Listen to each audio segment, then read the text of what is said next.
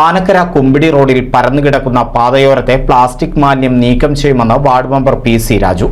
വാഹനമിടിച്ച് മറിഞ്ഞുവീണ mini MCF പുനഃസ്ഥാപിക്കാത്തതായിരുന്നു പ്രധാന കാരണം.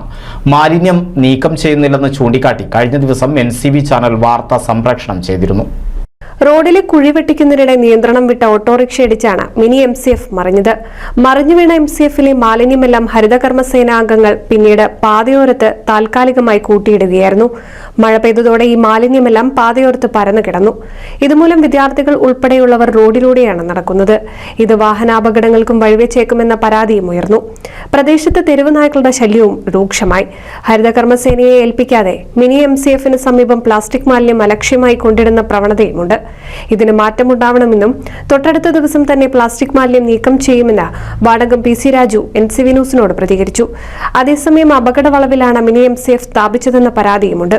അതിനാൽ മറ്റൊരു സ്ഥലത്തേക്ക് മാറ്റാനുള്ള നടപടി പഞ്ചായത്ത് സ്വീകരിച്ചിട്ടുണ്ടെന്നും അതാണ് വാഹനമിടിച്ച് മറിഞ്ഞ മിനി MCF പുനഃസ്ഥാപിക്കാത്തതിൽ കാലതാമസം നേരിടുന്നതെന്ന് പഞ്ചായത്ത് അധികൃതർ അറിയിച്ചു.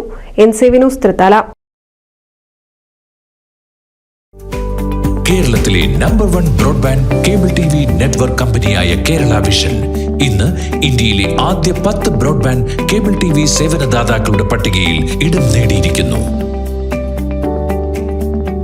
വിഷൻ സക്സസ് ആഘോഷിക്കാം ഈ അഭിമാന നേട്ടം.